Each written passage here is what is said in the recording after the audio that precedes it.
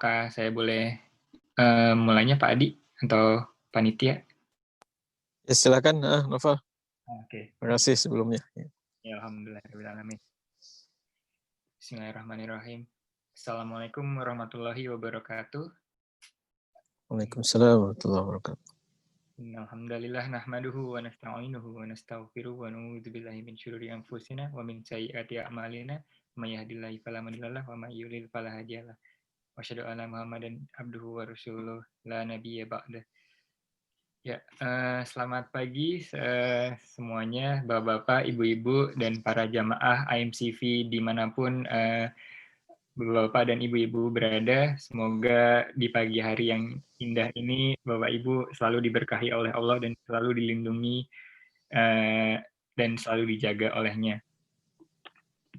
Juga lupa salawat dan serta salam kita haturkan kepada junjungan Nabi besar Muhammad Shallallahu Alaihi Wasallam yang telah membawa kita dari masa kegelapan sampai kepada masa yang pencerahan.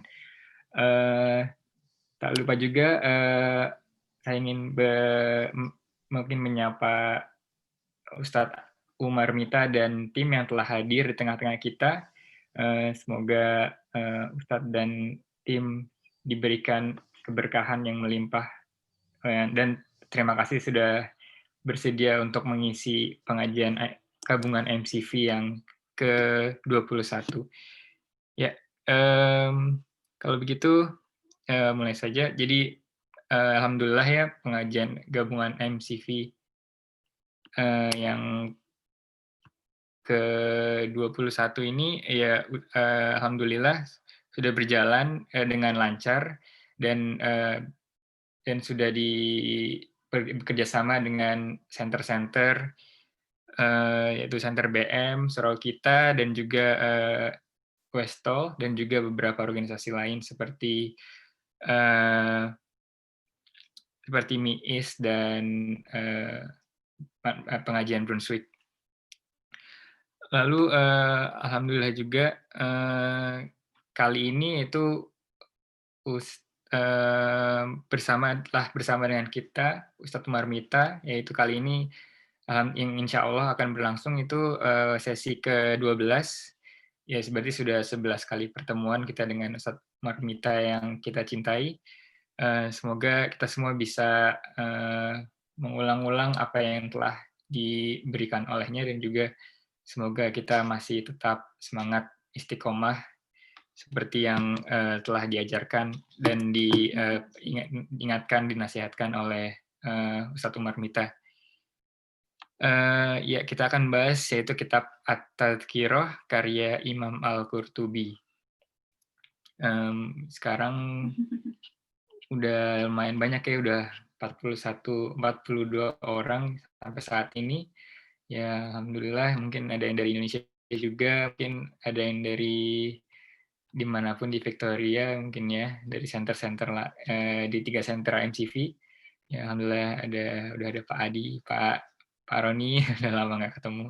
Banyak Pak Abdu juga, udah banyak. Ya, semoga makin semangat dalam menuntut ilmu. Dan mari kita mungkin sambil menunggu ustadznya, mungkin kita ini kali ya, buka mungkin kalau mungkin ada pengumuman dari ke center-center MCV, mungkin bisa disampaikan sekarang sebelum kita mulai sesi dengan Ustadz Umar Mita. Mungkin ada yang ingin diumumkan. Pak Roni, silakan Pak Roni dari BM dulu.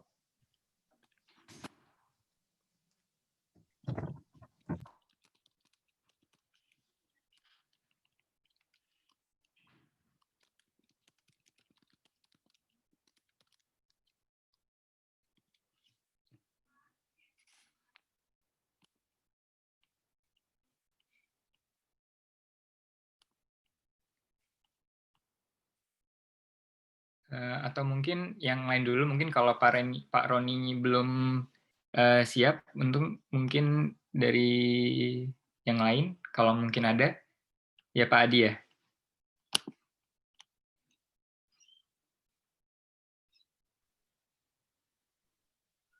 Mungkin. Assalamualaikum warahmatullahi wabarakatuh. Ya, silakan. Perwakilan dari BM, mungkin Mas Roni lagi berhalangan. Pengumuman dari BM, alhamdulillah BM sekarang sudah memulai mencoba melaksanakan sholat fardu ya, yaitu kita coba dari sholat maghrib dan sholat fajar dan sholat isya. Sholat fajar kita mulai jam 5.15, sholat isya kita mulai jam 9.50 malam insya Allah. Kemudian itu pengumuman pertama, dan kemudian yang keduanya itu alhamdulillah insya Allah Jumat ini kita juga akan mengadakan sholat Jumat di masjid, mencoba mempergunakan parkiran masjid di belakang yang mungkin insya Allah bagi jamaah yang akan mengikuti bisa melakukan pendaftaran melalui Google Online ya. Nanti pendaftaran akan dibuka dari jam 8 malam hari Kamis malam. Sehingga kalau udah mencapai target 20 mungkin yang mencoba untuk mendaftarkan akan dijadikan sebagai cadangan aja insya Allah. Terus yang ketiganya seperti biasa ibu-ibu muslimah selalu mengadakan pengajian di hari Kamis malam, yaitu pengajian untuk membaca surat Al-Kahf. Mungkin cukup sekian saja perwakilan dari BM. Jazakumullah khair. Assalamualaikum warahmatullahi wabarakatuh. Waalaikumsalam. Terima kasih banyak Pak Haji. Ya, alhamdulillah udah bisa sholat Jumat.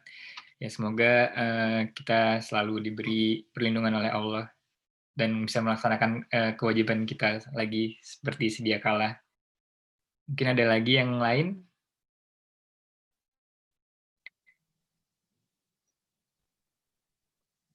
Kalau dari Westall sendiri, insya Allah saat ini sudah melaksanakan sholat 5 waktu ya, walaupun tidak dibuka untuk umum. Jadi siapa yang datang lalu bisa mendaftar langsung menulis di bukunya dengan jangan lupa membawa sajadah, pakai kaos kaki dan masker ya, seperti biasa. Itu mungkin novel dari Westall. Baik, jazakallah khair Pak Adi untuk informasinya mengenai keadaan masjid di Westall. Alhamdulillah juga sudah mulai aktif kembali. Mungkin surau kita, mungkin ada perwakilan dari surau kita yang ingin menyampaikan informasi terkait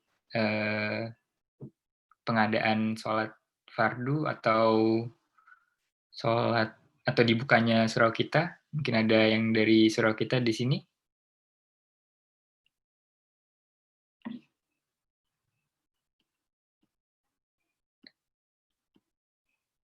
Atau mungkin belum ada ya kali ya. Nggak apa-apa.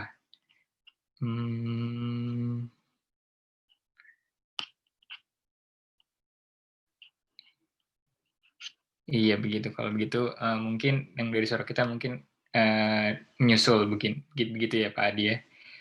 Oke. Mungkin ini karena mungkin Ustadznya belum siap ya, mungkin masih ada yang perlu dikerjakan, ada urusan. Jadi mungkin untuk jamaah-jamaah sekalian mohon kesabarannya untuk menunggu beberapa menit lagi sebelum acaranya dimulai. Mungkin ada jamaah di sini yang ingin bertanya mengenai IMCV atau mungkin mengenai tentang acaranya atau Ustadz Umar Mita, mungkin bisa di kolom chat atau mungkin bisa bisa langsung sekarang sebelum acaranya dimulai gitu ya. Karena mungkin kita akan menanyakan kembali yang pertanyaan-pertanyaan yang minggu lalu sebelum sempat dijawab oleh Ustadznya. Mungkin summary dari yang pekan lalu sambil menunggu Ustadznya, Novel. Oh, begitu. Oke, baik. Jadi, alhamdulillah pada pekan lalu kita sudah membahas tentang Su'ul Khotimah ya, tentang Su'ul Khotimah itu mulai dari halaman 80 kalau nggak salah, atau 80, ya 81 kayaknya. Terus ya alhamdulillahnya itu yang yang saya tangkap.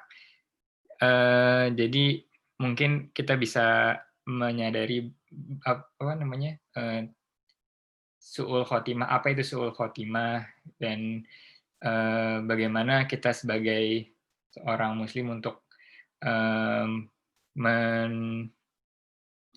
mengetahui bagaimana agar kita terhindar dari su'ul khotimah itu sendiri ya. Karena bahaya yang begitu besar itu untuk berlaku istiqomah setiap saat itu merupakan upaya yang harus diprioritaskan, terutama kita untuk mendapatkan akhir yang baik. Karena Ustadz Mita mengingatkan bahwa Allah itu sangat concern ya tentang di akhir, tentang menutup. Karena kalau nggak salah ada hadisnya bahwa amal itu yang dilihat itu akhirnya gitu ya, kalau nggak salah.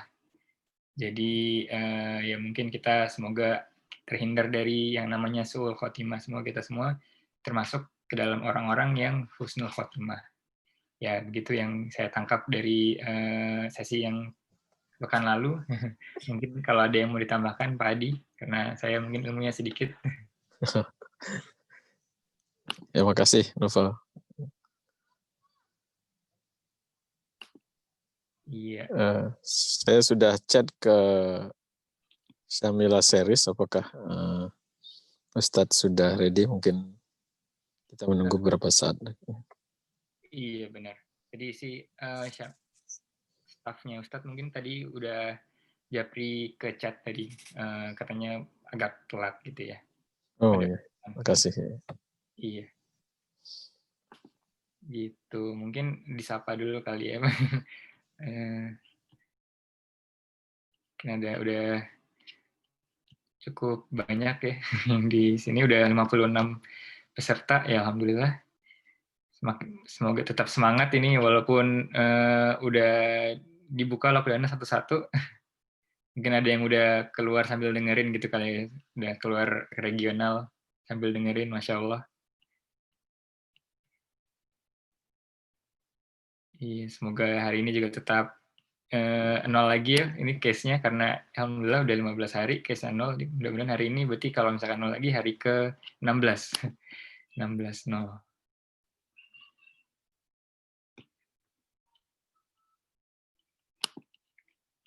Iya.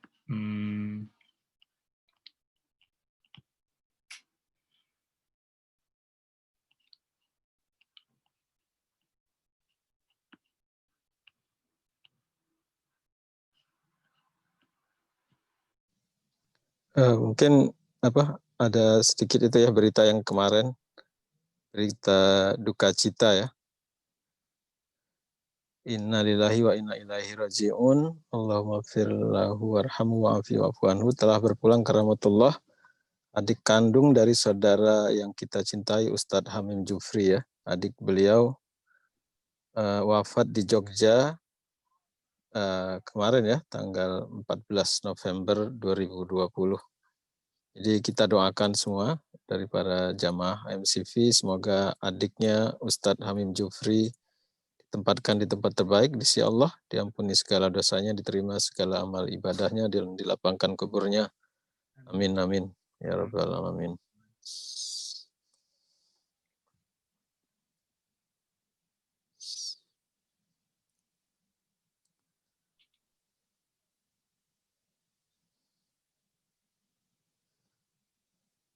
Mungkin sambil menunggu, ini ada Pak Teguh yang hadir, Novel.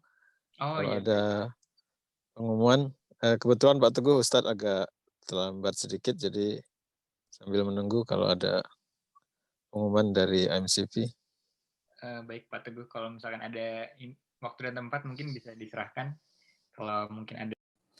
Seluruh keluargaku dalam iman, keluargaku dalam dakwah, yang semoga kita senantiasa menjadi keluarga di antara keramat umat, AMCF yang semoga Allah kuatkan dalam kebaikan, Masya Allah ya, walaupun jauh dari tanah air, jauh dari kampung halaman, tetapi tetap saling bersaudara dan tetap saling menguatkan di dalam kebaikan. Inilah yang penting untuk kita ketahui, bahwasanya iman itu merupakan mahar terindah untuk saling mencintai. Sedih rasanya kalau kita menjumpai ada orang-orang yang sering mengklaim satu ilmu, satu dalih, lalu menjadikan mereka saling menghujat. Padahal notabene mereka adalah sesama orang yang beriman dalam pokok-pokok akidah yang disepakati. Semoga keluarga IMCF selalu dikuatkan persaudaraan, karena di tanah perantauan yang jauh dari kampung halaman, salah satu yang dibutuhkan adalah mereka saling bersaudara. Semakin kuat, semakin kental. Bukan karena finansial, bukan karena dunia, tetapi semata-mata karena Allah. Karena Allah itu melihat seorang hamba ketika saling mencintai, maka Allah akan turun memberikan keberkahan pada setiap persahabatan yang dibangun atas ketakwaan dan keimanan.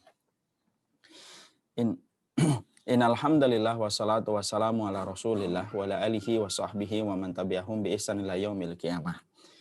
Seluruh jamaah yang semoga Allah rahmati, tentunya pertama kali kita senantiasa menata syukur kita kepada Allah atas seluruh nikmat yang Allah berikan kepada kita.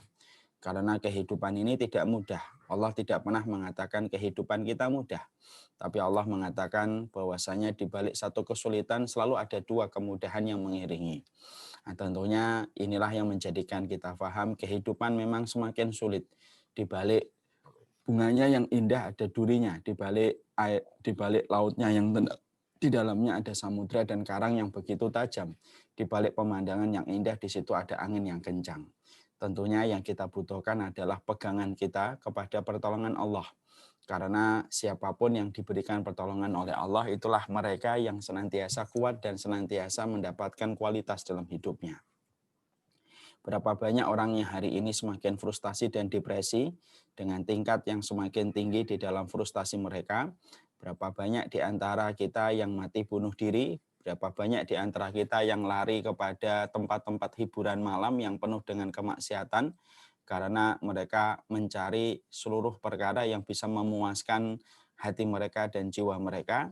Maka ini menunjukkan kepada kita bahwasanya memang kehidupan itu berat, kecuali kepada mereka yang senantiasa diberikan pertolongan oleh Allah. Makanya kan sering kita jumpai ada orang yang sama-sama memiliki finansial yang banyak, tetapi yang satu mampu memanfaatkan finansialnya pada kualitas hidupnya. Ternyata yang satunya justru malah merasa resah dengan finansial berlimpah yang dia dapatkan, sampai tidur pun harus menggunakan obat. Ada orang yang sama-sama gajinya UMR, tetapi yang satu tenang, ridho, yang satunya frustasi dan depresi ketika gajinya hanya UMR. Disitulah kita melihat selalu ada perbedaan pada setiap teras kehidupan manusia kalau sudah diberikan pertolongan oleh Allah. Nah, inilah yang menjadikan kita, dengan kita bersyukur, dengan kita berterima kasih kepada semua kenikmatan yang sudah Allah berikan kepada kita. Semoga setelah kenikmatan ini terbitlah pertolongan dalam kehidupan kita, layaknya setelah Allah menurunkan hujan lalu Allah menerbitkan pelangi. Karena yang kita butuhkan adalah pertolongan Allah dalam kehidupan kita. Siapapun yang gajinya UMR, kalau sudah ditolong oleh Allah, maka dia selayak raja. Siapapun yang mereka berkelapangan finansialnya, materinya, kalau sudah diberikan pertolongan oleh Allah, dia tahu bagaimana mengelola hartanya pada tempat yang terbaik. Karena sesungguhnya begitulah cara Allah memuliakan seseorang dengan pertolongan yang Allah berikan dan Allah kasihkan kepada mereka. Kepada Allah kita tentunya bersyukur. Kepada Allah kita menggantungkan segala urusan kehidupan kita. Dan semoga Allah tidak pernah meninggalkan kita walaupun sekejap mata. Amin insya Allah. Seluruh keluarga IMCF yang semoga Allah rahmati. Tahukah kita tidak ada penipu paling ulung pada kehidupan manusia kecuali adalah dunia. Dunia selalu berdandan, dunia selalu touch up setiap waktunya dan setiap saatnya.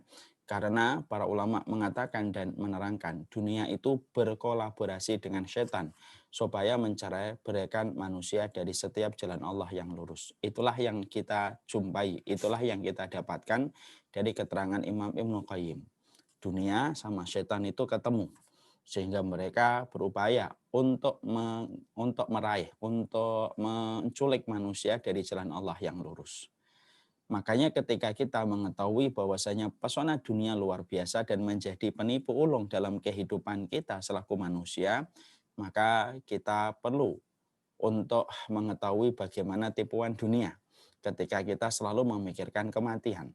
Karena setiap manusia yang mereka itu berpikir tentang kematian, setiap manusia yang berpikir kematian, maka sesungguhnya dunia tidak akan mampu menipunya dan setan tidak akan mampu menggelincirkannya. Nah, inilah yang menjadikan para ulama itu mereka senang ketika mereka mampu membayangkan kematian di pelupuk matanya. Karena siapapun yang membayangkan kematian di pelupuk matanya, terutama ketika satu persatu nama disebut di sekitar kita bahwasanya nama-nama itu telah menutup mata, maka itulah yang akan menjadikan kita memperbaiki kualitas kehidupan kita, mempersiapkan bekal kita, supaya kita tidak terseret kepada pesona dunia yang sering menipu dan pesona dunia yang sering menggeret kita dan menggelincirkan kita. Kita ingin dibalik hiruk pikuknya dunia, kita memikirkan kematian. Karena siapapun yang memikirkan kematian, maka Allah akan memberikan semangatnya dalam ibadah. Allah akan memberikan kepadanya semangatnya di dalam memandang sederhana dunia, dan Allah akan memberikan kepadanya kekuatan pada hati dan jiwanya. Semoga Allah selalu memberikan bagaimana bayang-bayang kematian itu ada di pelupuk mata.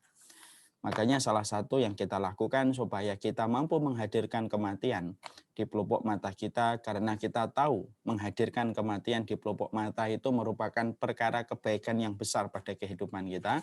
Kita mengkaji kitab At-Tadhkirah.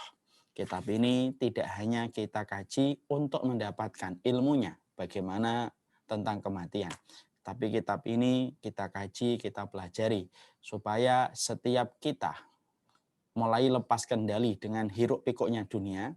Dengan kitab yang kita pelajari ini kita akan ingat kembali bahwasanya hiruk pikuk dunia itu tidak akan sebanding dengan dahsyatnya kematian yang pasti akan datang menjemput kita. Karena selalu saya mengatakan setiap orang itu pasti berjodoh dengan kematian. Kemarin kita telah membahas bahwasanya pentingnya kita untuk senantiasa memperoleh istiqomah pada kehidupan kita. Kemarin saya nyampaikan salah satu ayat yang paling berat yang dirasakan oleh Rasulullah ketika Rasulullah SAW itu diturunkan kepadanya ayat, yaitu adalah surat Hud 112. Fastaqim kama umirta wa man taba ma'aka wa la tadghaw innahu bima ta'maluna basir. Beristiqomahlah kamu wahai Muhammad di jalan yang benar bersama dengan orang yang bertaubat dan janganlah kamu melampaui batas. Ayat ini ketika turun sampai rambutnya Nabi beruban, kata Imam Ibnu Katsir. Karena beratnya ayat ini ketika diturunkan kepada Nabi. Dan kalau kita perhatikan lebih mendalam, ayat ini tidak memerintahkan jihad. Ayat ini tidak memerintahkan sholat tahajud. Ayat ini memerintahkan istiqomah. Sampai rambutnya Nabi beruban. Disitulah kita paham. Istiqomah itu perkara berat yang dirasakan oleh Rasulullah SAW. Makanya saya juga menyampaikan pada pertemuan kita sebelumnya, yang berat itu bukanlah ketika kita bertaubat, yang berat itu bukanlah kita berhijrah, tetapi sesungguhnya yang paling berat itu adalah bagaimana menjaga komitmen kehidupan iman kita sampai kita meninggal dunia. Berapa banyak Pak cerita-cerita indah dan kisah-kisah yang indah yang kita dapatkan dari biografi seseorang. Dulunya dia begini, dulunya dia begini. Dan hari ini berbeda sekali dengan apa yang pernah kita dengar darinya beberapa waktu yang lalu sebelumnya. Dulunya taat, dulunya membela kebenaran, dulunya berada pada jalan-jalan ketaatan, selalu bersama dengan Al-Quran, selalu bersama dengan hadis. Tapi tidak perlu menunggu waktu berpuluh-puluh tahun, dalam hitungan bulan, dalam hitungan beberapa purnama, ternyata seseorang itu bisa berubah. Dengan begitu cepat, dengan begitu sulit. Berapa banyak kita mendengarkan kisah yang indah ketika orang itu mereka menggoreskan lembaran hidupnya dengan kebaikan, tetapi hari ini justru dia melawan kebenaran. Justru dia membenci syariat yang Allah turunkan. Itu membuktikan kepada kita bahwasanya yang berat itu bukanlah ketika kita berhijrah, tetapi yang berat itu adalah bagaimana kita menjaga komitmen kita sampai kita menutup mata, itulah yang paling berat. Makanya kita mendapati bagaimana kisah yang disampaikan di dalam tafsir Imam Ibnu Katsir. Bagaimana ada seseorang yang bernama Bal'am bin Bawra, Abdullah bin Jahsi, Ubaidillah bin Jahsi, yang mana mereka itu adalah orang-orang yang dulunya terkenal sebagai orang yang solih. Tetapi ketika mereka terkenal sebagaimana orang yang solih, tetapi akhir kehidupan mereka justru minus dalam keimanan dan mereka keluar dari rel kebenaran. Bal'am bin Bawra menjadi orang yang akhirnya dia itu dikatakan oleh Allah sebagai orang yang menjulurkan lidah sebagaimana anjing. Padahal Bal'am bin Bawra dulunya adalah orang yang solih. Bahkan Malik bin Dinar mengatakan alim min ulama il Yahudi. Dia itu merupakan alimnya ulama-ulama Yahudi. Bahkan kita mendengar Ubaidillah bin Jahsy. Ubaidillah bin Jahsy itu juga orang yang solih, sahabat Rasulullah, suami dari Ummu Habibah. Tapi justru meninggalnya dalam kondisi murtad. Disitulah kita mendapati, disitulah kita mengerti bahwasanya istiqomah itu bukan perkara yang gampang. Dan inilah yang menjadikan kita harus berpikir terus. Kenapa kita disuruh taklim, kenapa kita disuruh kumpul sama orang yang solih, kenapa kita disuruh untuk membaca Al-Quran, pertama kita disuruh untuk memperhatikan makanan kita. Kalau kita perhatikan semua ritme dalam ketaatan-ketaatan itu, disitulah kita paham. Disuruh kita untuk mengikuti ilmu, membaca Quran, kumpul sama orang solih. Ternyata ujungnya adalah satu, yaitu menjaga hangatnya kita dalam keimanan. Makanya sesungguhnya doa yang paling sering diucapkan oleh Rasulullah, doa yang paling sering diucapkan oleh Rasulullah Shallallahu Alaihi Wasallam, yaitu bukan doa Rabbana atina fid dunya hasanah, tetapi doa yang paling sering diucapkan oleh Rasulullah itu Allahumma ya muqallibal qulub, sabit qalbi ala dinika. Ya Allah yang memutarbalikkan hati, putarkanlah hati kami di atas ketaatan kepadamu. Dan ini merupakan doa yang paling sering diucapkan Nabi. Sampai Ummu Salamah berkata, ya Rasulullah, kenapa engkau paling sering mengucapkan doa ini? Maka Rasulullah menjawab, karena hati manusia berada di antara jari jemarinya Allah. Dan kita tidak tahu bagaimana Allah membolak-balikkan. Maka mintalah kepada Allah supaya dibolak-balikkan hati kita di dalam kebaikan dan ketaatan. Makanya disinilah kita menjumpai bahwasanya doa kita itu bukan Rabbana atina fid dunya hasanah, tetapi adalah Allahumma ya muqallibal qulub. Itulah doa yang paling sering diucapkan oleh Rasulullah Shallallahu Alaihi Wasallam untuk menggambarkan betapa Nabi itu sangat ingin ditolong di dalam istiqomah. Padahal beliau adalah orang yang paling beriman di antara manusia. Bahkan beliau selalu diawasi dan diiringi oleh malaikat Jibril. Bahkan beliau mendapatkan koneksi langsung dengan Allah. Itu pun masih meminta supaya beliau itu istiqomah. Untuk menunjukkan kepada kita, istiqomah itu tidak gampang. Ya. Makanya ada satu hadis dan satu riwayat yang kemudian kita dapati dari salah satu penjelasan yang disebutkan oleh Rasulullah. Inna ahadakum la ya'malu bi amali ahlil jannah hatta ma yakuna bainahu wa bainaha illa dira'un. Fayasbiqu alaihi alkitab fayamalu bi amali ahli nari wa inna ahadakum la ya'malu bi amali ahli nari hatta ma yakunu bainahu wa bainaha illa diraun fayasbiqu alaihi alkitab fayamalu bi amali ahli nari hatta fayamalu bi amali ahli jannah. Rasulullah itu mengingatkan, ada loh di antara kalian yang melakukan amalan penduduk neraka sampai-sampai antara dia dan neraka tinggal sejengkal. Tapi di akhir kehidupannya dia melakukan kebaikan dan melakukan amalan penduduk surga sampai memasukinya. Ada pula di antara kalian yang melakukan amalan-amalan penduduk neraka sampai antara dirinya dengan neraka tinggal sejengkal. Lalu di akhir kehidupannya melakukan amalan penduduk surga sampai dia memasukinya. Disinilah kita memikirkan, Masya Allah ya, siapa yang merasa aman dari hadis ini? Siapa yang sejatinya merasa aman dari objek hadis ini? Karena sesungguhnya, kalaupun hari ini kita melakukan amalan penduduk surga, maka kita belum tahu bagaimana amalan itu pada esok hari kita.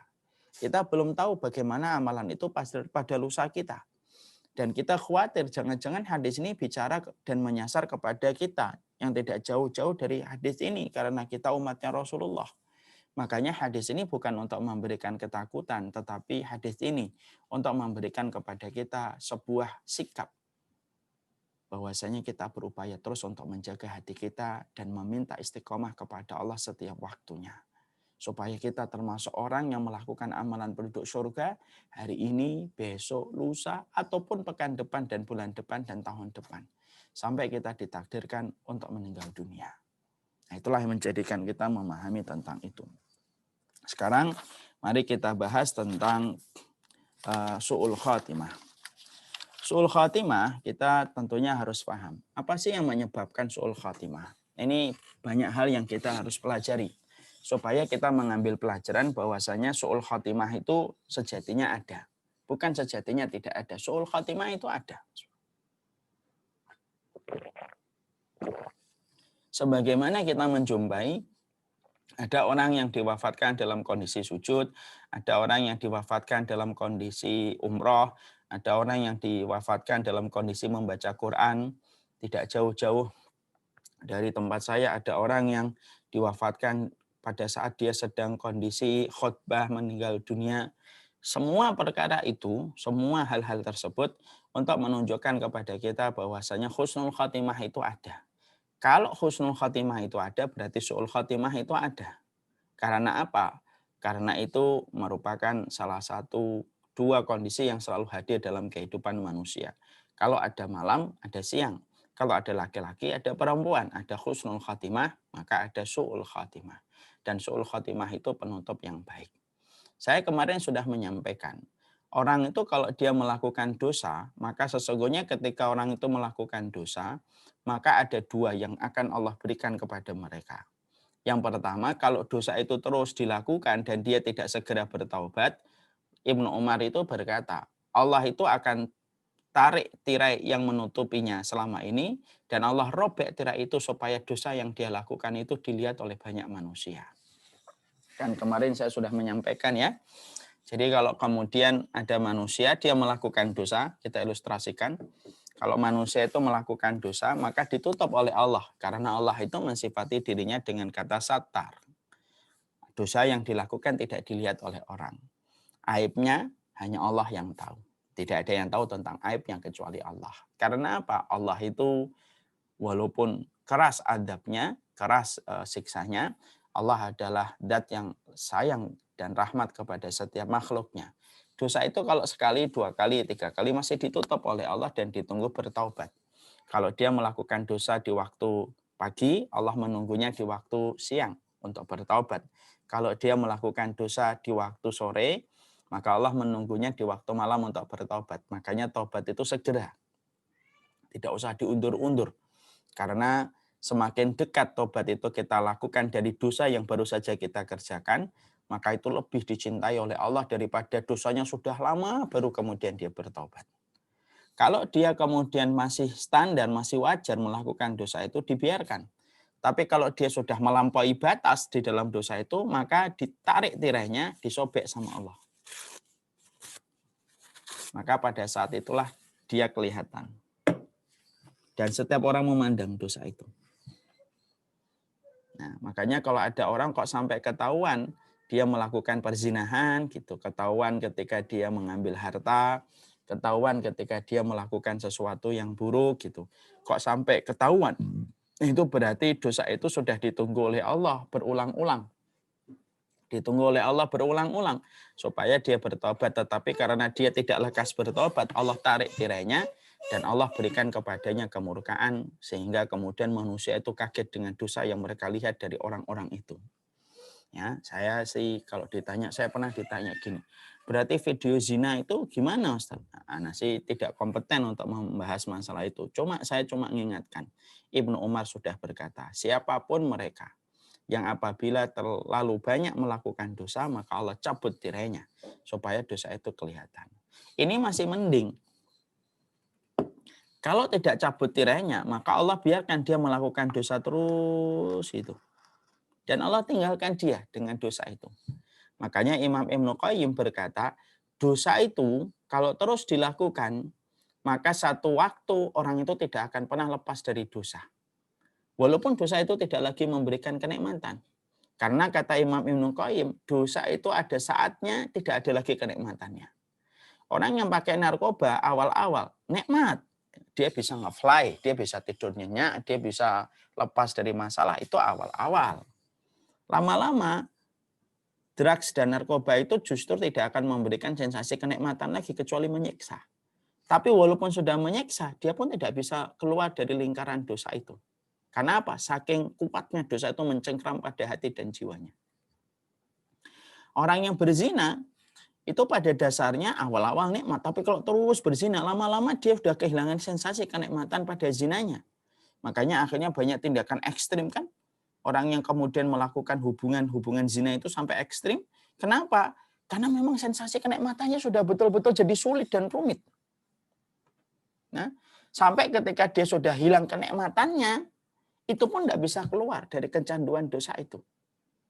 Makanya ketika mereka sudah kecanduan dengan dosa itu, karena tidak lekas bertobat, sampai akhirnya dosisnya semakin berat, maka Allah biarkan dan akhirnya dia mati dalam kondisi su'ul khatimah. Nah inilah yang kita khawatirkan.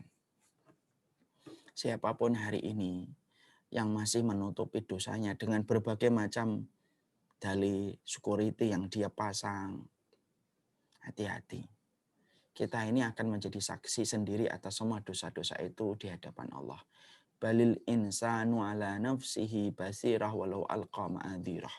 Di dalam surat Al-Qiyamah Allah menyampaikan manusia itu sendiri yang tahu dosanya itu apa. Ya, walaupun dia sering mendatangkan berbagai macam alasan untuk menutupi dosa dan kekurangannya. Mungkin kita luput dari CCTV. Mungkin teman-teman ngaji kita tidak mendapati dosa kita dan tidak mengetahui kemaksiatan kita. Tapi ada dua yang tahu. Diri kita sendiri dan Allah yang mengetahui dosa itu. Dan kalau kita tidak berkomitmen untuk berhenti dari dosa itu, maka inilah yang Allah akan berikan. Kalau tidak Allah cabut tirainya, Allah wafatkan dia dalam kondisi su'ul khatimah. Na'udzubillah min dzalik. Setelah kita mengetahui perkara itu, sekarang kita bahas. Ya, apa sih perkara-perkara yang bisa menjadikan seseorang itu dimatikan dalam kondisi su'ul khatimah? Ada banyak hal yang bisa menyebabkan seseorang itu dimatikan dalam kondisi su'ul khatimah. Kita bahas. Ada beberapa hal yang disampaikan di dalam kitab Sakratul Maut wa Syiddatuhu. Di dalam sebuah kitab yang bagus banget, Sakratul Maut wa Syiddatuhu itu Sakratul Maut dan kerasnya, beratnya Sakratul Maut yang akan dirasakan oleh manusia. Ada beberapa hal yang menjadikan seseorang itu dimatikan dalam kondisi su'ul khatimah. Yang pertama, yaitu adalah orang-orang yang mereka itu melakukan kesyirikan dan kemunafikan. Orang-orang yang melakukan kesyirikan dan kemunafikan termasuk salah satu di antara, ini merupakan salah satu di antara orang yang mereka itu akan dimatikan oleh Allah dalam kondisi su'ul khatimah. Ya, kesyirikan dan kemunafikan. Mereka tidak akan pernah mati dalam kondisi kecuali dihinakan oleh Allah. Saya akan sampaikan kisah nyata yang disampaikan oleh Imam Nawawi di dalam kitabnya Bustanul Wa'idin. Imam Nawawi di dalam kitabnya Bustanul Wa'idin menyampaikan kepada kita, ada seseorang yang dia itu mencela hadis Rasulullah. Ingat, kalau ada orang yang sudah mencela syariat, maka itu fix dan confirm. Kalau dia betul-betul membenci syariat dan memusuhi syariat, berarti dia itu tumbuh sifat kemunafikan pada hati dan jiwanya.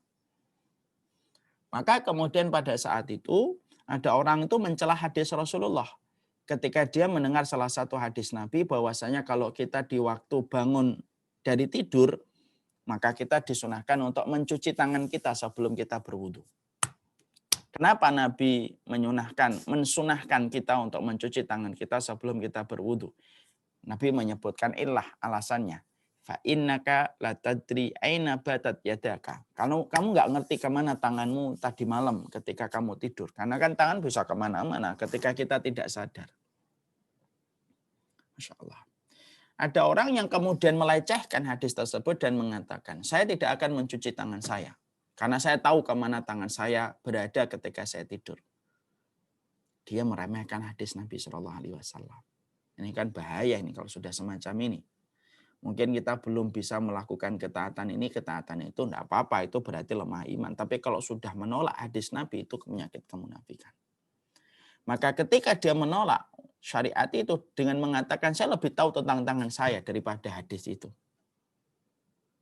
Apa yang terjadi? Imam Nawawi rahimahullah ta'ala menceritakan tangan orang itu dibuat oleh Allah menghitam, membusuk, dan kemudian bagian pantatnya pun dibuat oleh Allah membusuk sebelum dia meninggal dunia. Ini merupakan sebuah perkara yang kita dapatkan. Salah satu di antara penyebab orang itu mati su'ul khatimah itu apa? Kemunafikan, sebagaimana kesyirikan. Karena kemunafikan itu merupakan salah satu penyakit yang berbahaya. Kemunafikan itu lebih besar adab yang Allah timpakan kepadanya daripada orang-orang kafir sekalipun. Dan saya sudah sering sampaikan kan di awal-awal dulu, neraka itu ada 3 lapisan. Ya, ada 3 lapisan. Lapisan yang pertama diisi sama orang yang beriman tetapi dosanya lebih banyak daripada kemaksiatannya, daripada kebaikannya. Dia dimasukkan dulu ke neraka untuk menebus dosa-dosa itu sampai dosa itu bersih, baru dimasukkan dia ke surga.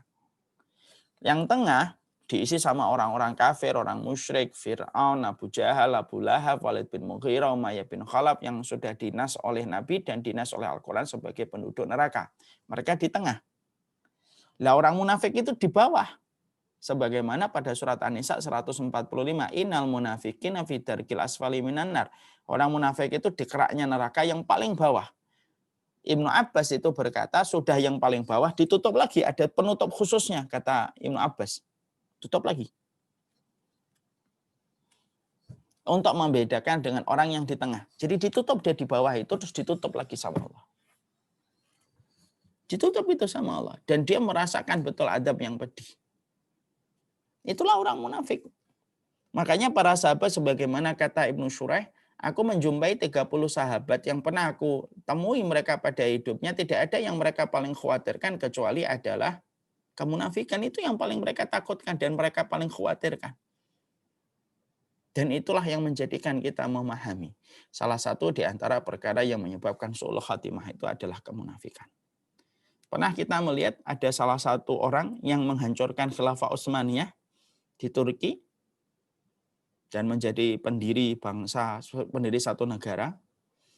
Ternyata matinya dalam kondisi yang begitu hina, tidak diterima oleh bumi ketika dia merubah syariat adzan dengan bahasa Turki, ketika dia melarang wanita-wanita untuk menutupi auratnya karena kebenciannya kepada syariat Islam, walaupun namanya tampaknya nama yang betul-betul mencerminkan seorang muslim, tapi ternyata tidak sebaliknya. Kita mendapati dalam sejarah yang tidak bisa kita ingkari, Allah matikan dalam kondisi hina. Ya. Ini yang kedua. Yang ketiga, banyak kita jumpai orang-orang yang musyrik yang meninggal dunia dalam kondisi su'ul khatimah. Berat betul. Karena sesungguhnya kesyirikan, kekufuran, kemunafikan itu merupakan perkara yang bisa menyebabkan kehinaan ketika seseorang itu dimatikan dalam kondisi dia masih membawa kesyirikan dan kemunafikan, lalu tidak segera bertobat sebelum ajal itu menjemputnya. Makanya ada salah satu kisah yang kita peroleh, ada seseorang itu yang bernama Umar Al-Hamawi atau yang disebut dengan Ibnul Farid. Ibnul Farid. Nah, dia itu memiliki sebuah keyakinan yang sangat aneh dan keluar dari pokok kebenaran. Dia meyakini bahwasanya Allah itu dan makhluk bisa bertemu dalam satu jasad. Jadi manusia itu ya Allah, Allah itu manusia. Kalau manusia sudah mencapai derajat tertentu. Ini kan keyakinan yang berbahaya ini. Kalau sudah menyerupakan Allah sebagaimana manusia, manusia itu adalah Allah, ini keyakinan yang sangat berbahaya. Keyakinan yang keluar dari pokok akidah yang telah disepakati seluruh para ulama. Lah Ibnul Farid itu kemudian dinasihati tentang apa yang dia miliki, kesimpulan-kesimpulan yang keluar dari pokok kebenaran, diberikan nasihat, tapi dia tidak menerima nasihat itu. Dan ketika meninggalnya dalam kondisi hina sebagaimana binatang. Ini semua dalil ini menunjukkan kepada kita, inilah yang memberikan sebuah pelajaran. Jaga betul keimanan, jaga betul ketakwaan, jangan sampai tersengat dengan kesyirikan, jangan sampai tersengat dengan kemunafikan. Siapapun iman yang sudah tersengat dengan kemunafikan, kesyirikan, kekufuran, Allah pasti akan menghinakan dia sebelum nanti menghinakan dia dalam kehidupan di akhirat. Ini sebuah kepastian yang tidak lagi bisa untuk diingkari. Makanya ada sebuah kisah nyata ini. Ada salah satu di antara murid saya itu pernah datang lalu menceritakan salah satu keluarganya yang tidak kunjung meninggal-meninggal. Walaupun sudah sakratul mautnya cukup lama gitu. Dan ternyata ketika kita mendapati kisahnya bahwasanya dia sakratul mautnya cukup lama, sempat kita mikir gitu. Masa saya sakratul maut sampai berhari-hari gitu. Dan ternyata ketika diusut, ternyata beliau menyimpan barang-barang kesyirikan. Dan ketika hidupnya memuja barang-barang kesyirikan itu, bahkan menyimpannya di salah satu ruangan di rumahnya. Sehingga ketika meninggal dunia dalam kondisi kesulitan dan merasakan beratnya sakaratul maut. Makanya pantas kalau Rasulullah Shallallahu Alaihi Wasallam sampai beliau itu pernah menjumpai ada seorang sahabat memakai gelang yang di dalamnya ada mantra-mantra untuk menjadi sandaran kesyirikan dia di sisi Allah. Maka Rasulullah berkata tegas kepada sahabat itu, inza'ha wa in mutta ala dalika maaflah tak abadan. Tolong dicabut ya. Kalau kamu mati membawa kesyirikan itu, maaflah tak abadan. Kamu tidak akan pernah beruntung selama-lamanya. Makanya inilah yang menjadikan kita memahami. Kesyirikan itu menyebabkan proses su'ul khatimah. Su'ul khatimah itu merupakan perkara yang Allah berikan secara cash dan kontan ketika mereka melakukan kesyirikan, kekufuran, dan melakukan kemunafikan pada hidupnya. Dan itu merupakan perkara yang berat. 3 perkara ini, kesyirikan, kekufuran, kemunafikan. Karena munafik ini ada 2 Bapak, harus hati-hati ya. Munafik itu 2 harus kita bedakan. Munafik amali ada munafik i'tiqadi. Munafik amali tidak mengeluarkan pelakunya dari Islam. Munafik amali itu gimana Ustaz? Munafik secara amal. Secara tindakan dia munafik. Tampak kayak orang munafik. Kalau ngomong bohong, kalau dipercaya berkhianat, kalau diberikan janji tidak memenuhi janjinya. Ini namanya munafik tindakan, munafik amali. Dia tidak mengeluarkan pelakunya dari Islam. Ada yang kedua, munafik i'tiqadi. Munafik i'tiqadi itu keyakinan. Munafik i'tiqadi itu munafik keyakinan. Munafik keyakinan itu bagaimana? Yaitu ketika dia memiliki 5 keyakinan yang tumbuh pada hatinya. Kalau ada orang yang tumbuh 5 keyakinan ini, maka dia harus cepat-cepat mengobati dirinya. Karena ini merupakan indikator dan diagnosa bahwasanya ada kemunafikan pada hatinya. Apa 5 indikator orang itu disebut munafik? 1, dia benci sama Rasulullah. 2, dia benci kepada syariatnya Rasulullah dalam hadis-hadisnya. Dia hanya pilih-pilih yang dia mau, yang nggak mau dia perlihatkan permusuhannya kepada hadis itu. Yang ketiga, dia mendustakan Rasulullah, menganggap bahwasanya Rasulullah itu manusia biasa, tidak usah terlalu dielu-elukan kayak manusia yang lainnya. Atau yang keempat, dia mendustakan apa yang disampaikan Rasulullah. Semua yang dikatakan Rasulullah kalau tidak cocok dia dustakan, dia tolak dan merasa akalnya lebih pintar daripada Rasulullah. Dan yang kelima, dia senang kalau orang kafir yang menang, tetapi sedih kalau orang muslim yang menang. Ini 5 kalau ada pada kehidupan seseorang, maka dia terindikasi kuat ada penyakit kemunafikan. Selain dia meninggalkan sholat isya dan sholat subuh secara konsisten meninggalkannya dan tidak pernah menghadirinya di masjid. Maka ini merupakan bagian-bagian dari sifat kemunafikan i'tiqadi. Dan sifat i'tiqadi ini, munafik i'tiqadi itu mengekalkan pelakunya di dalam neraka dan mengeluarkan pelakunya dari keislaman. Makanya Masya Allah ya, hati-hati. Hati ini tuh antara kekufuran dengan kesyirikan itu yang berbahaya malah kemunafikan. Ya, makanya sampai kita menjumpai apa yang dikatakan oleh Umar bin Khattab, ala ta'lama yahdimul Islam, kepada Ziyad bin Khudair. Ya Ziyad bin Khudair, ala ta'lama yahdimul Islam, kamu tahu nggak Ziyad, apa itu perkara yang merusak Islam? Ziyad mengatakan, tidak tahu wahai Umar. Yang merusak Islam itu 3. Zallatul alim, tergelincirnya ulama, tapi orang-orang yang ngikutinya itu masih betul-betul getol untuk mengikutinya. Fanatik betul dia kepada ulamanya, sampai mengalahkan fanatisme mereka kepada kitabullah dan sunnah. Yang kedua, jidalul munafik bil Quran. Orang munafik tetapi mereka itu menguasai Al-Quran dan mendebat orang di atas kebenaran dengan Quran yang dia kuasai. Dan yang ketiga, hakama aimatul mudlin, berkuasanya pemimpin tetapi menyesatkan dari jalan Allah dan pemimpin yang tidak sama sekali memperdulikan apa yang dikatakan syariat kitabullah dan sunnah kecuali hanya beberapa 1 dan 2 saja syariat yang dipakai. Maka kata Umar bin Khattab, 3 ini merusak Islam. Yang menarik untuk kita kaji berkaitan tentang tema kita yang kedua, jidalul munafik bil Quran. Orang munafik yang mendebat kamu dengan kebenaran. Jadi orang munafik yang mendebat kebenaran itu ada. Orang munafiknya mengetahui Al-Quran. Tapi Al-Quran yang masuk pada hatinya dan pikirannya itu hanya dipakai untuk mendebat setiap orang yang berjalan di atas kebenaran. Pernah kita dapatin ada seseorang yang mengaku dirinya seorang muslimah, tetapi dia menghalalkan homo, lesbian, dan sederet penyimpangan-penyimpangan yang telah disepakati oleh para ulama dan tidak ada khilaf di antara para ulama, tetapi dia berani berkuar-kuar, berseberangan dengan apa yang telah disepakati dan lalu selalu menisbatkan dirinya kepada Quran. Nah, ini yang kita khawatirkan nih. Ya, makanya pantas kalau kita dapati dalam surat Al-Baqarah, Allah ketika menceritakan tentang orang kafir, 2 ayat. Innal ladzina kafaru sawa'un 'alaihim a'andartahum am lam tundirhum la yu'minun khatamallahu 'ala qulubihim wa 'ala sam'ihim. Itu kemudian menjadi 2 ayat. Hanya untuk menceritakan orang kafir 2 ayat saja. Tapi ketika Allah menceritakan orang munafik, wa minan nasi may yaqulu amanna, dari situ sampai 13 setelahnya itu menceritakan tentang orang munafik. Kenapa porsi ayatnya jauh lebih banyak daripada porsi yang Allah pakai untuk menerangkan orang kafir?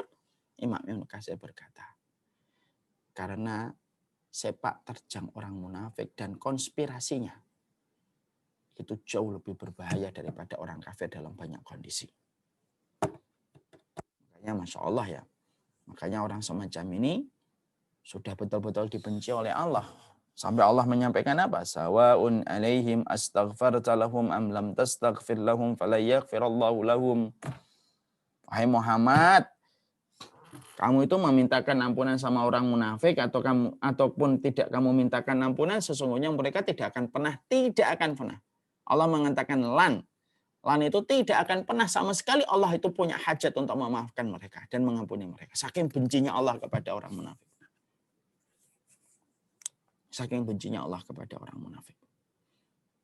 Nah, sampai Nabi pun yang memintakan ampunan tidak akan bisa ngefek. Padahal yang memintakan ampunan misalkan Nabi nggak akan ngefek. Sawa'un 'alaihim astaghfarta lahum am lam tastaghfir lahum. Coba. Kalaupun engkau Muhammad yang memintakan ampunan sama orang munafik, karena Rasulullah itu pernah mau memintakan ampunan kepada Abdullah bin Ubay bin Salul. Salah satu tokoh dan gembong kemunafikan pada zaman Rasulullah. Yang kalau ketemu Rasulullah itu semanis madu. Tapi ketika jauh dari Nabi, sepahit habatus sauda ketika dia mencela Rasulullah SAW dan syariatnya.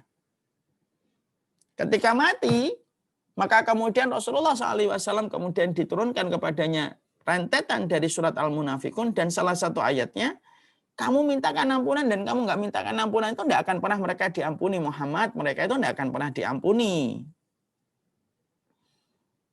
Dan itu menunjukkan kepada kita, Masya Allah ya, itulah betapa berbahayanya kemunafikan dalam kehidupan, keimanan. Sampai Nabi pun kalau kemudian memintakan ampunan kepada orang munafik pun tidak akan diampuni. Apalagi yang memintakan ampunan kita. Nabi aja nggak ngefek doanya kepada orang munafik. Karena mereka sudah dinas oleh Allah, tidak diampuni oleh Allah. Nah masalahnya banyak di antara kita, masyarakat kita, baru sadar tentang kesyirikan. Tetapi belum sadar dan aware tentang kemunafikan. Dan Imam Ibnu Katsir selalu menerangkan pula bahwasanya kemunafikan itu pada dasarnya ada 2 kelompok. Ada 2 kelompok besar kemunafikan. Yaitu yang pertama du'atun, yang kedua muqallidun. Yang pertama itu du'at. Mereka itu penyeru. Kenapa ada orang munafik? Banyak. Banyak sekali alasan dan faktor yang membelakangi dan melatar belakangi. Yaitu karena uang, karena jabatan, karena kekuasaan. Akhirnya orang itu rela untuk menjilat dirinya sebagai orang munafik. Sebagaimana orang munafik di Madinah. Alasannya apa sih? Alasannya duit. Karena ketika Rasulullah ke Madinah dan kekuatan Rasulullah besar banget di Madinah, maka orang-orang musyrik ini mereka bingung. Ini kalau kita nggak masuk Islam, kita akan kena jizyah. Bayar ini. Akhirnya mereka pura-pura masuk Islam, tetapi hatinya benci kepada Rasulullah. Jadi alasan pertama kali kemunafikan itu apa? Alasannya itu karena ingin menyelamatkan harta mereka. Kalau di Madinah itu musuhnya kemunafikan. Kalau di Mekah tidak ada kemunafikan, Pak. Kalau di Mekah itu jelas iman atau musyrik, mukmin atau musyrik. Kalau di Mekah. Tapi kalau di Madinah, Maka dinamika dakwahnya Rasulullah itu berhadapan dengan orang bukan orang musyrik, berhadapan dengan orang munafik. Ya. Maka ada yang menjadi duat, dia menjadi penyeru. Dan banyak faktornya, banyak sebabnya. Karena uang, jabatan, kekuasaan, materi, finansial, lain sebagainya. Lalu akhirnya dia menjadi pemikir, konseptor, dan sederet yang lainnya. Dari orang-orang semacam inilah yang membuat selalu ruwet kehidupan kaum muslimin. Sampai ada seorang ulama berkata, kalaupun kamu menjumpai ada satu kawasan kok dikuasai sama orang kafir, itu bukan karena sejatinya orang kafirnya yang kuat. Tapi karena kuatnya kemunafikan yang ada di tempat itu yang menjadikan orang kafir leluasa untuk melakukan apa yang mereka inginkan dan apa yang mereka mau. Karena majikannya orang-orang munafik itu siapa? Majikannya itu selalu ujung-ujungnya adalah kepada orang-orang kafir yang mereka membenci Islam dan kebenarannya. Mungkin mereka tidak membenci Muslim, tapi membenci Muslim yang membawa syariat kitabullah dan sunnah. Nah, orang-orang munafik itu berhukumnya kepada mereka. Dzalika bi'annahum ittaba'u ma asqatallah wa karihu ridwanah. Mereka itu ngikutin orang-orang yang dimurkai oleh Allah. Siapa orang yang dimurkai oleh Allah? Ya kita lihat di dalam surat Al-Fatihah, yang dimurkai oleh Allah itu siapa? Yahudi dan Nasara yang tersesat itu. Ya. Ada kelompok yang kedua yang disebut muqallidun. Muqallidun itu pengikut aja, pengekor dia. Kenapa dia bisa menjadi munafik? Disebabkan banyak hal. Salah satunya kebodohan, salah satunya tidak ada agama yang mendidik dia. Maka ini salah satu penyumbang adanya kemunafikan. Orang yang nggak paham agama itu cenderung bisa menjadi munafik. Kalau memang dari kecilnya tidak paham agama. Akhirnya apa? Melecehkan, bercanda-canda tentang agama. Kalau mendengar nama Rasulullah itu kelihatannya itu tidak terlalu nyaman. Mendengar ayat-ayat Allah itu tidak mau. Karena apa? Dari kecilnya memang tidak dididik agama. Tidak ngerti tentang masalah syariat. Ketika bodoh, orang yang bodoh itu berpotensi untuk menjadi munafik. Yang dimanfaatkan oleh munafik duat. Munafik-munafik yang menjadi konseptor tadi. Mereka memanfaatkan orang-orang yang jadi pengekor ini supaya kemudian menjadi munafik. Dan munafik itu, Masya Allah, mereka itu kata-katanya indah, narasi-narasi yang disampaikan juga indah. Sebagaimana Allah menyampaikan dalam surat Al-Munafikun, wa idza ra'aitahum tu'jibuka ajsamuhum wa iyyaqulu tasma' liqaulihim ka'annahum khusubun musannadah yahsabuna kulla sayhatin 'alaihim. Kamu kalau melihat orang munafik, kata Rasulullah, maka kamu tertegun bagaimana penampilan fisiknya sebagaimana kayu yang tersandar. Wa in tasma' liqaulihim, kalau kemudian kamu mendengar ucapan mereka, kamu pasti ingin mendengar ucapan mereka saking indahnya narasi yang disampaikan oleh mereka. Tetapi ujungnya adalah mendiskreditkan kebenaran. Nah, maka inilah yang bisa menyebabkan seseorang meninggal dunia dalam kondisi su'ul khatimah. Selain kemunafikan yang perlu kita tekankan, karena memang fitnah sekarang banyaknya kemunafikan, yaitu kesyirikan. Syirik ini pasti penyebab orang itu su'ul khatimah. Makanya memastikan bahwasanya kita ini dalam kondisi iman yang terjaga dari segala macam kesyirikan itu sifatnya fardhu ainin dan harga mati yang tidak bisa ditawar. Kalau ada yang masih menyimpan barang-barang yang dikeramatkan, lalu menghormati dan takzim kepada barang-barang itu, maka sesungguhnya lepaskanlah semua kesyirikan itu sebelum datangnya hari ketika tidak ada lagi manfaat penyesalan.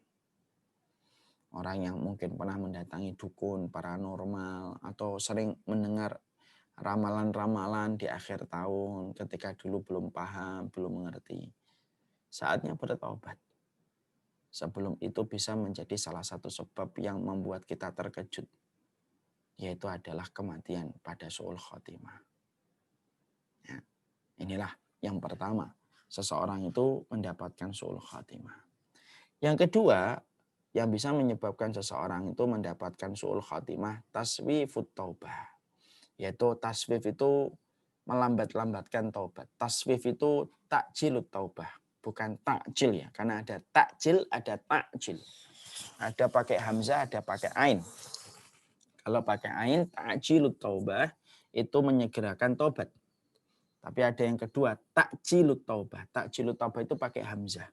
Dia melambat-lambatkan taubat. Dia akan berkata besok, besok, besok, besok, besok, sampai akhirnya diwafatkan dalam dosa itu yang tadi kita sampaikan di awal-awal. Orang kalau dia berbuat dosa, tidak lekas bertobat, terus numpuk-numpuk, maka Allah akan tinggalkan dia dengan dosa itu, dan dosa itu akan mengiringi dia dan menghiasinya dalam tanda kutip pada saat matinya. Ya, Masya Allah ya. Tentunya inilah yang kita khawatirkan. Imam Al-Qurtubi di dalam kitab ini menceritakan yaitu tentang seseorang yang dia terbiasa main dadu, main judi gitu. Ketika meninggal dunia, maka kemudian dia menyebutkan angka-angka judi yang selalu dia sebutkan itu. Dia matinya dalam kondisi su'ul khatimah karena dia melambatkan taubat. Makanya sampai kita jumpai Bapak dan Ibu, Imam Ibnu Qayyim itu berkata, setan itu punya panah beracun yang diarahkan untuk menyesatkan manusia. Panahnya setan itu banyak. Tapi di antara salah satu panahnya setan itu bernama taswif. Taswif itu apa? Melambat-lambatkan taubat. Dilambat-lambatkan taubatnya. Nah, itu panah yang paling disukai oleh setan. Dia mengatakan besok, besok, besok, besok. Dan akhirnya sebelum besok datang dia telah meninggal dunia. Ketika dia melambatkan taubatnya kepada Allah Subhanahu wa taala. Masya Allah ya. Makanya kita harus tahu ya. Nabi Adam dengan iblis itu persamaannya 3. Perbedaannya 1. Tapi cara pulangnya berbeda.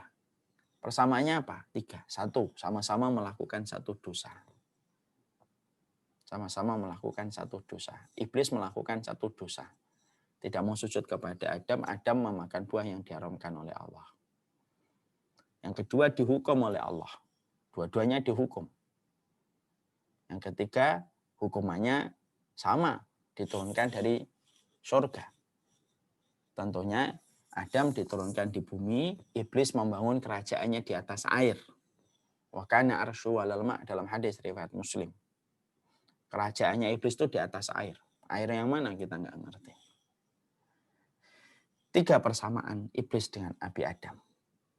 Perbedaannya 1. Nabi Adam kemudian disesali dan beliau bertobat kepada Allah. Rabbana zalamna anfusana wa illam taghfir lana wa tarhamna lanakunanna minal khasirin. Adapun iblis tidak mau bertobat. Dari perbedaan yang terakhir inilah Allah menjadikan cara pulangnya mereka berbeda. Iblis kembali kepada neraka yang menyala-nyala dan Adam kembali kepada kenikmatan surga. Inilah yang menjadikan kita memahami. Taubat ini merupakan keberuntungan. Orang yang beruntung itu, kata para ulama salaf, orang yang sebelum berpisah ruh dari jasadnya, maka dia telah kembali kepada Allah dengan taubat dan penyesalannya. Saya ulang kembali.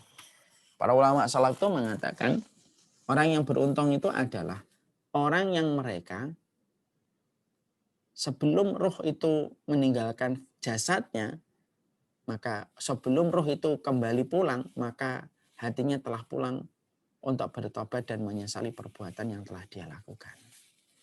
Maka semacam inilah yang menjadikan kita akhirnya mengetahui betul. Untuk terhindar dari sifat su'ul khatimah itu adalah mereka-mereka yang senantiasa berkomitmen kuat untuk bertobat setiap waktunya. Dan bertobat itu tidak usah diundur-undur. Lalu mengikuti bisikan setan. Alah udahlah sekalian besok-besok aja. Sekalian setelah itu selesai. Kalau sekarang masih saya nikmatin. Jangan. Tobat. Lalu kemudian orang yang selalu memperbarui tobat itu lebih dicintai oleh Allah Subhanahu wa taala. Ya, makanya dalam satu riwayat Muslim diterangkan kalau ada manusia itu melakukan dosa lalu dia bertobat, Allah itu berfirman di atas arasnya, hambaku ini telah berdosa lalu dia bertobat karena dia tahu aku adalah Zat yang maha menerima taubat, aku ampuni dosanya. Lalu dia dosa kembali, bertobat kembali, hambaku ini berdosa, bertobat, berdosa, dia bertobat lagi karena tahu aku adalah Zat yang Maha Pengampun. Aku ampuni lagi. Loh, hambanya ini berdosa lagi, bertobat lagi. Dia berdosa lagi, dia bertobat lagi. Maka kemudian kata Allah, hambaku ini berdosa, bertobat, berdosa, bertobat, berdosa, bertobat lagi. Aku ampuni lagi dosanya. Lalu berdosa kembali, kata Rasulullah. Maka Allah berfirman, "I'malu ma syi'tum fa inni qad ghafartu lakum." Berbuatlah apa yang kamu mau. Selama kamu bertobat, maka aku akan ampuni. Selama tobat kamu sungguh-sungguh. Imam Nawawi berkata apa? Ampunan Allah itu selalu lebih banyak daripada dosa manusia. Ya, selama dengan satu kondisi dan syarat. Jangan meremehkan. Tapi betul-betul bertobat. Tapi setelah kita nahan, berupaya, kok tergelincir lagi. Tobat lagi, jangan putus asa. Allah tidak suka dengan orang yang berputus asa. Maka yang kedua, penyebab orang itu jatuh dalam su'ul khatimah, yaitu penyakit taswif. Taswif itu melambat-lambatkan taubat. Dan akhirnya menjadi penyebab su'ul khatimah. Yang ketiga, kebiasaan buruk yang dia lakukan sampai akhirnya menjadi sebuah kebiasaan yang tidak bisa ditinggalkan sampai dia meninggal dunia. Ya, makanya kita menjumpai bahwasanya dalam salah satu riwayat kita mendapati man asya ala syai' mata ala syai' fi ma ma'nahu. Makanya Rasulullah SAW menyampaikan dalam satu riwayat, barang siapa yang hidup atas satu kebiasaan, maka dia akan dimatikan pada kebiasaan itu. Ya, sebagaimana yang tadi saya sampaikan, Imam Qurtubi menerangkan ada orang yang biasanya main judi dengan dadunya, maka dia menyebutkan dadu itu ketika dia meninggal dunia. Kebiasaan itulah yang akan menjadikan seseorang itu akan dimatikan oleh Allah. Makanya omongan apapun itu harus hati-hati. Omongan itu bisa mempengaruhi bagaimana ketika kita meninggal dunia. Makanya kebiasaan yang buruk itu menjadi penyebab su'ul khatimah. Yang keempat, yaitu adalah penyebab orang itu su'ul khatimah itu apa? Yaitu adalah ketika dia memiliki pemahaman-pemahaman yang menyimpang dari jalan yang telah disepakati oleh Rasulullah dan para sahabat. Itu termasuk penyebab orang itu su'ul khatimah. Ada orang ketika meninggal dunia dia menyebut nama makhluk, itu bukan menyebut nama Allah. Itu termasuk salah satu kematian su'ul khatimah. Ya. Kemudian yang kelima, terakhir, penyebab orang itu jatuh dalam pengaruh su'ul khatimah itu apa? Karena lingkungan yang rusak. Akhirnya dia mati dalam kondisi su'ul khatimah. Mana dalilnya, Ustaz? Dalilnya kita lihat kepada Abu Thalib. Abu Thalib itu ketika pada saat sakitnya yang keras didatangi oleh Rasulullah. Lalu Rasulullah SAW menyampaikan kepada pamannya, kulli kalimatan uhajju bika indallah ya Abu Thalib. Wahai pamanku yang aku cintai, katakanlah kepadaku satu ucapan yang bisa aku jadikan hujah nanti di hadapan Allah. Pada saat itu ada Abu Jahal. Apakah kamu akan meninggalkan agama nenek moyang? Rasulullah mengulang kembali lebih kuat. Wahai pamanku, ucapkanlah satu kalimat yang bisa aku jadikan hujah nanti di hadapan Allah. La ilaha illallah. Ayo ucapkan Muhammad Rasulullah.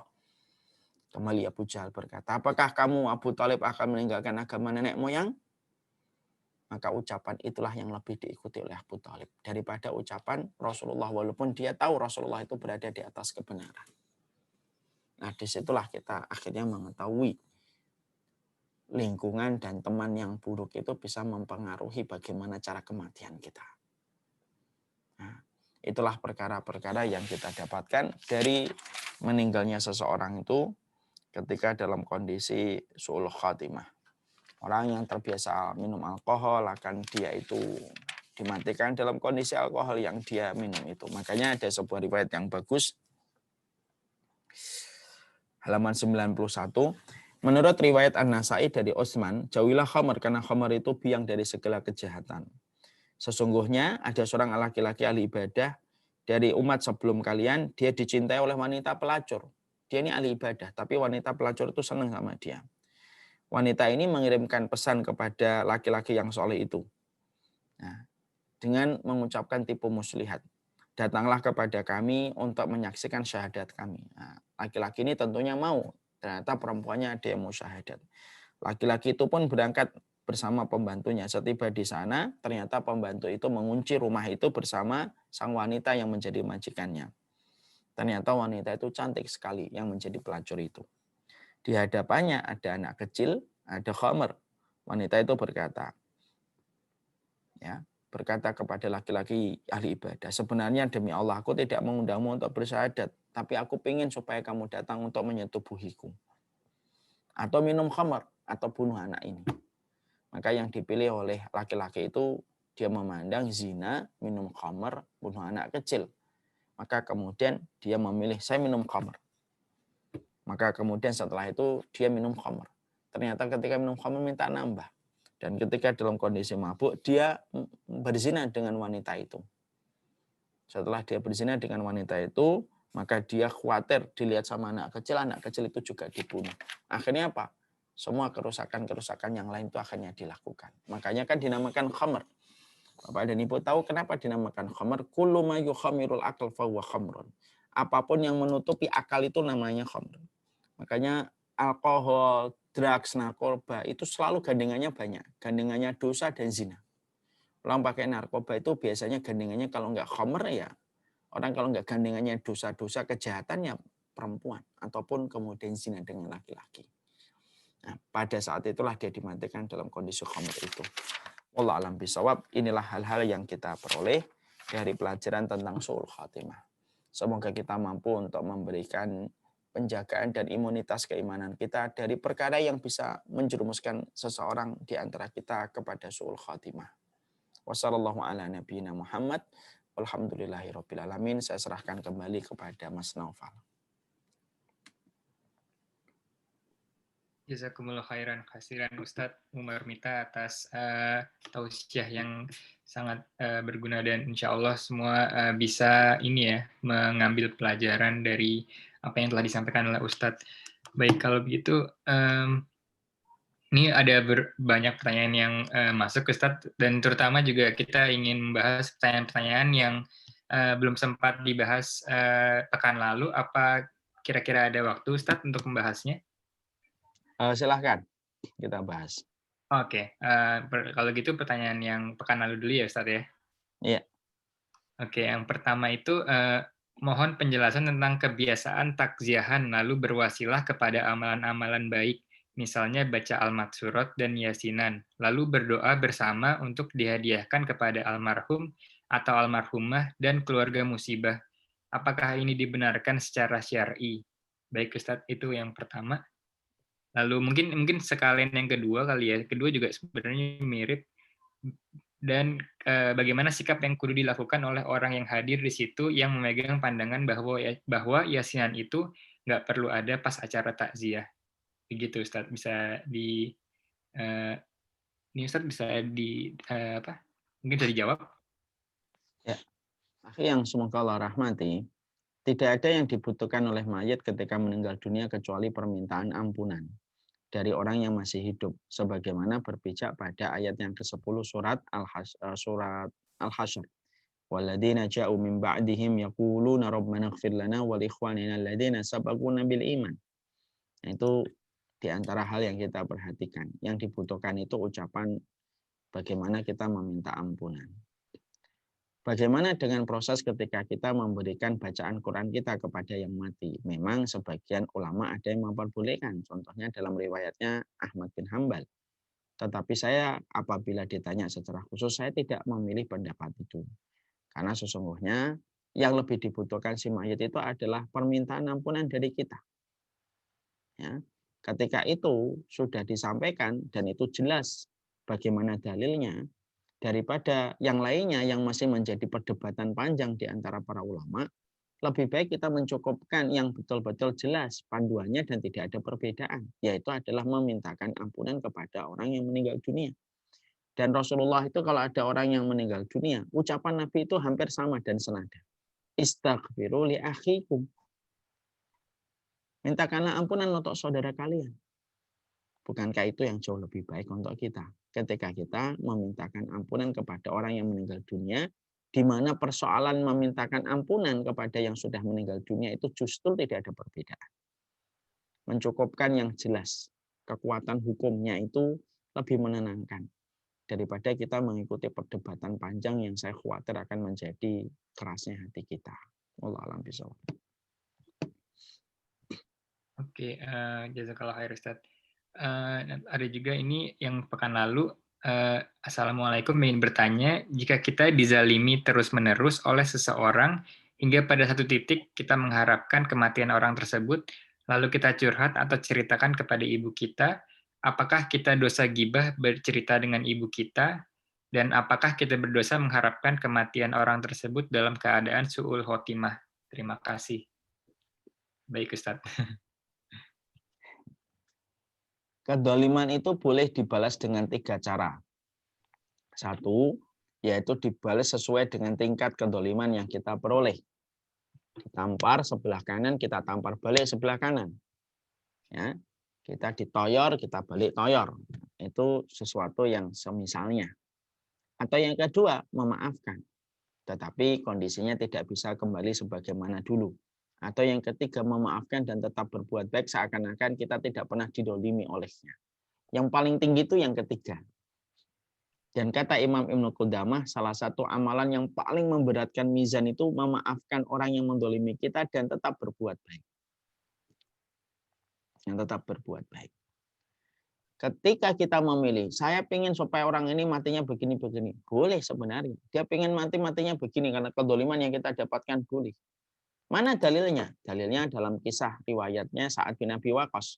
Sa'ad bin Waqqas itu dihujat kehormatannya, didolimi kehormatannya, maka Sa'ad bin Abi Waqqas berdoa, ya Allah, karena dia telah mendolimi saya minta 3 hal.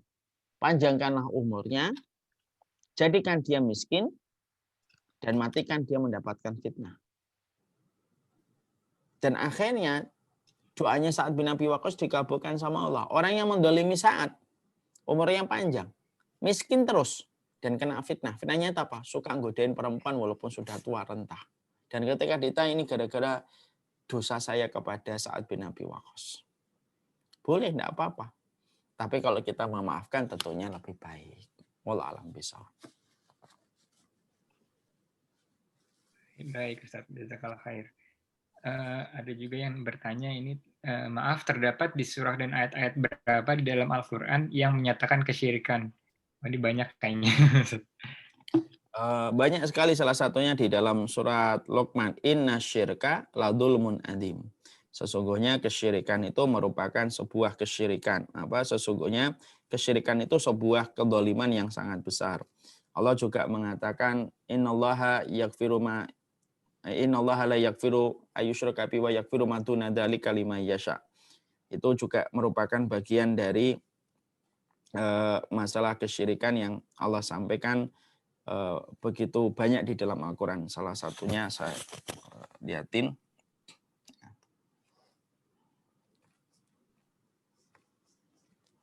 Surat Luqman ayat yang ke-13. Inna syirka la dzulmun adim. Sesungguhnya kesyirikan itu merupakan kedoliman yang sangat besar. Wallahu a'lam bishawab. Baik, jazakallah khair Ustaz.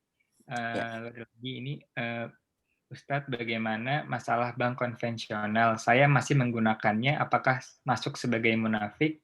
Munafik masalah riba? Begitu Ustadz. Kalau masih menggunakan bank konvensional, mungkin tidak bisa kita sebut itu merupakan kemunafikan. Mungkin karena kita belum mampu untuk keluar dari lingkaran itu. Orang yang melakukan dosa itu tidak serta-merta munafik. Contoh nih, saya ambilkan contohnya.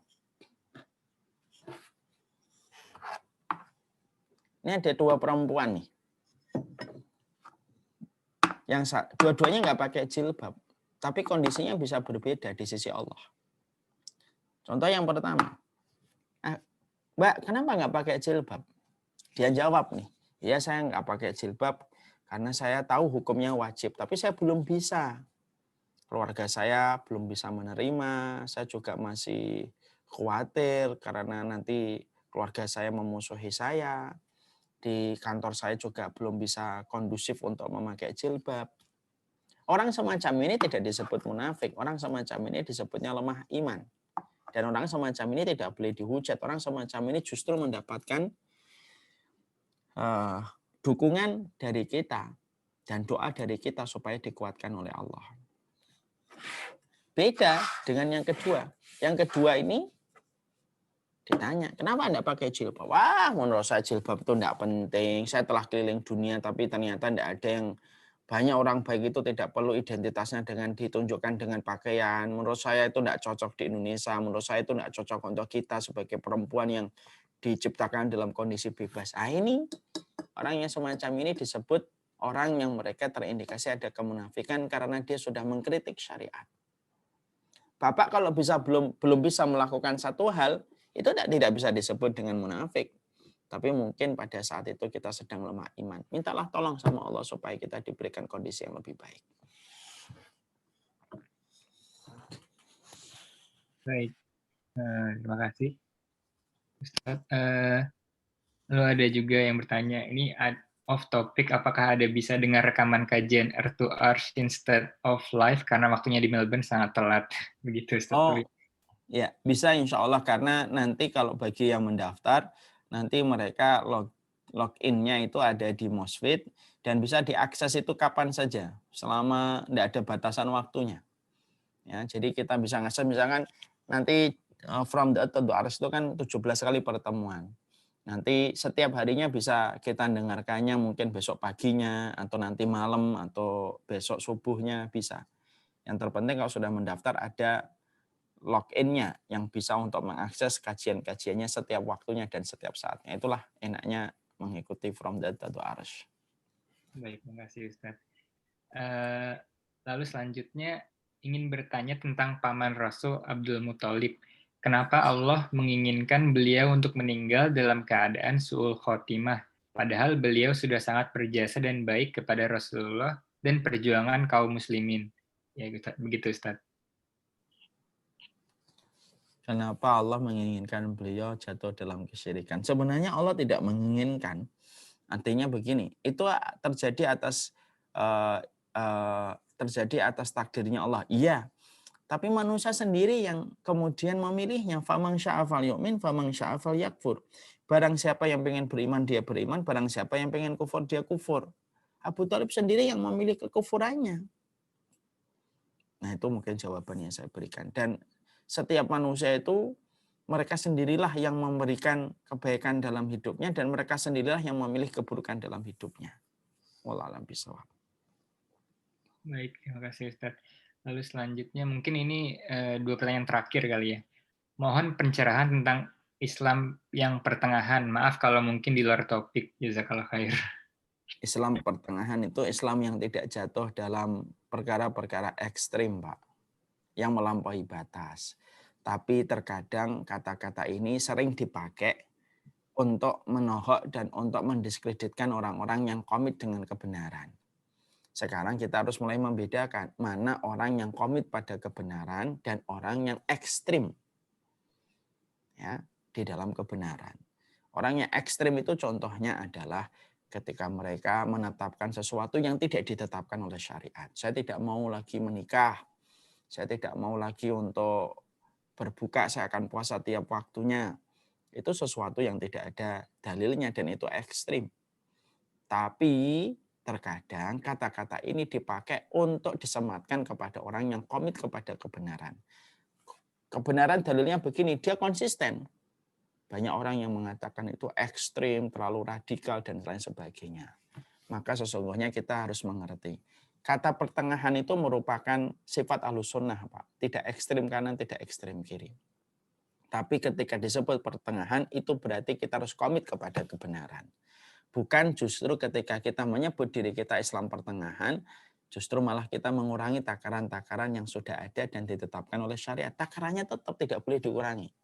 Nah, sekarang kita banyak melihat orang yang mengklamirkan dirinya sebagai Islam pertengahan, tapi terkadang justru takaran-takaran dari setiap hukum-hukum yang sudah jelas dikurang-kurangi.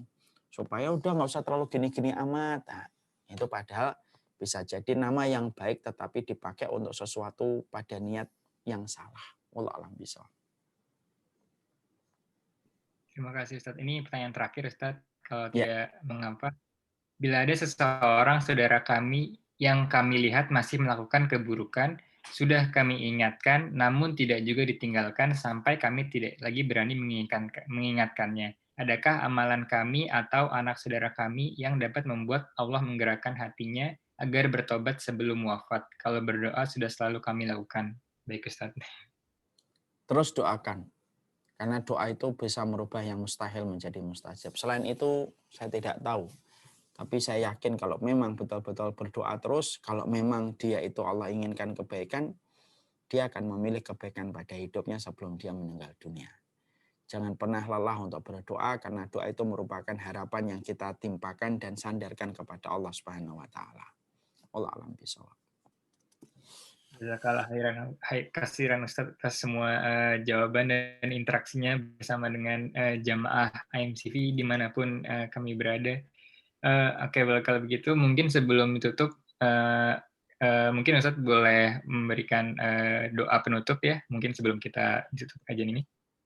Ya. Bismillahirrahmanirrahim. Allahumma inna nas'aluka bi anna nasyhadu an la ilaha illa anta al-ahadus samad alladzi lam yalid wa lam yulad wa lam yakul lahu kufuwan ahad. Rabbana dhalamna anfusana wa illam taghfir lana wa tarhamna lanakunanna minal khasirin. Rabbana la tu'akhidna in nasina wa akhtana. Rabbana wa la tahmil alaina isran kama hamaltahu 'alal ladzina min qablina. Rabbana wa la tuhammilna ma la taqata lana bihi wa'fu 'anna waghfir lana warhamna anta maulana fansurna 'alal qaumil kafirin. Allahumma adfa'anna al-bala wal waba'i wal fakhsha'i wal munkar. Allahumma inna na'udzubika minal judami wal barasi wal jununi wa sayyi'il asqam. Wassallallahu ala nabiyyina Muhammad walhamdulillahi rabbil alamin. Subhanakallahumma wa bihamdika asyhadu an la ilaha illa anta astaghfiruka wa atubu ilaik.